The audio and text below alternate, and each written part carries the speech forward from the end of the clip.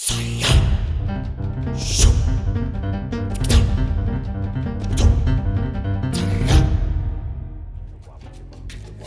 everybody, this is Rob Lenfestey. This is Convergence Lifestyle, and I'm here to share anything that I consider to be empowering, inspiring, and helping to take humanity to the next level. And right now, I just had a moment of inspiration to share my strategy for information. So right now, everyone's on social media, they're reading the news. People who are more thoughtful are digging deeper and looking into all the different layers of what's going on with coronavirus, and there's a lot of information around 5G. It's really hard to know what is true, what isn't. And I wanted to share with you my personal strategy for dealing with any information that's coming to me at any given moment.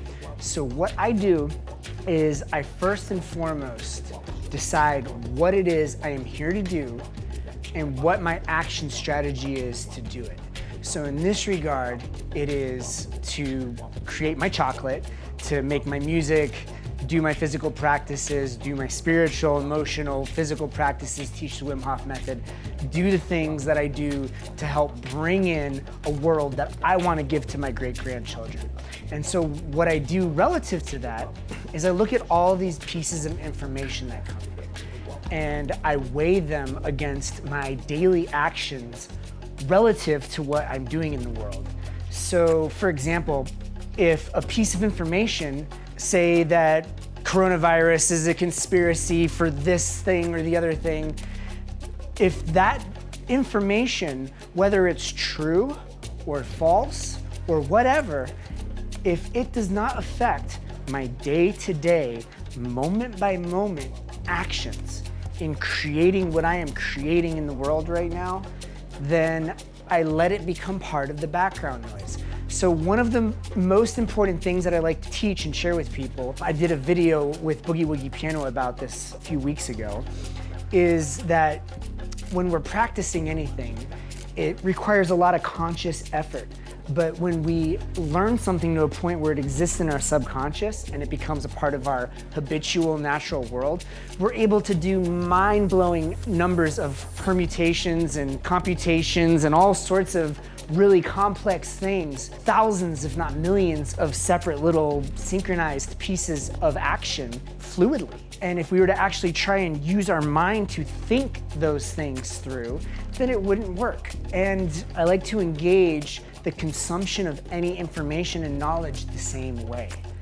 And this comes down to getting to a place in my life where I trust my subconscious mind wholly to take care of anything that is not directly related to what I am practicing in a given moment. That's the difference. I let my conscious mind focus on my practice. And so I'll read anything. I try to maintain a completely open field. Like, I want to know the most far-flung conspiracy theory and the most deadpan, normal, rational explanation for any given situation, but I don't go much further than that. I don't dwell on these things. I let that go to the background, and any modification that will exist in my behavior and actions will happen naturally through my subconscious, because I'm keeping my conscious mind focused on what I'm creating, and by what I'm creating, I mean what I'm practicing that is helping to enhance what I'm creating in the world right now. The things that I can create from my habitual mind, play a piano piece or get on the Slackline or do whatever it is that I do, these are all things that come naturally. It's the practice that enhances and expands the creative action that is the gift that I am giving to each and every single day of my life. That's the juice right there. With a world of information coming in from all sides, unless you want to sit and research for hours at a time and figure out an arbitrary truth based on what most people concede to be the truth, that seems like a huge waste of time for me personally in this moment. I'm not trying to sift through the 7 billion or 8 billion, however many people are on the planet, truths that are out there, because that's actually how many truths there are I hate to break it to you, but we live in a pretty fluid, dynamic world. Quantum physics is showing us the observer changes everything about the observed already.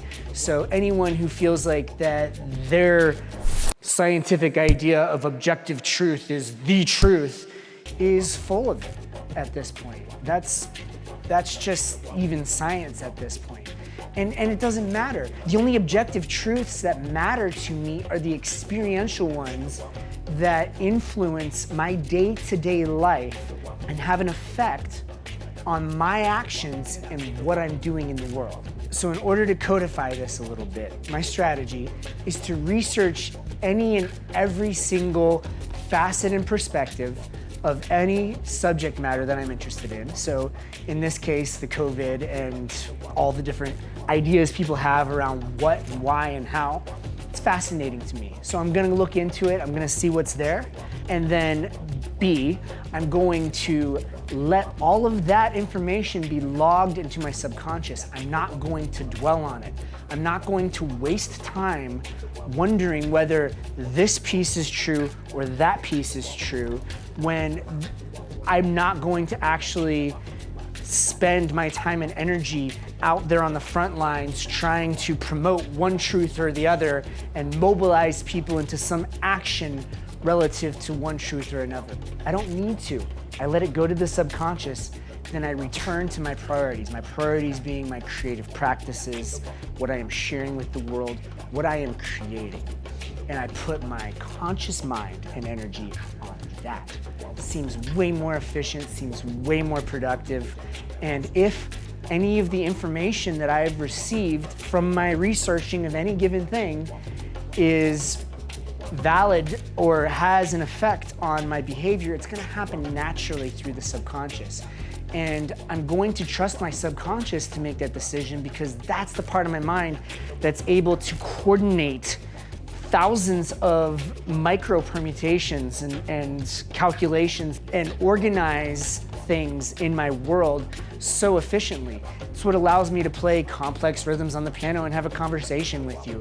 It's what allows me to get on a Slackline and whatever. It's what allows me to do things that I do that I could never consciously think myself into doing.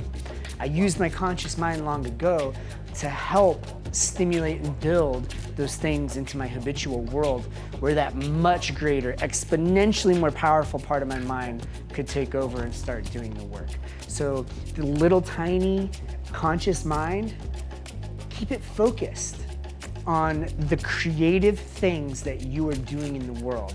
And if you do that, then the world will respond.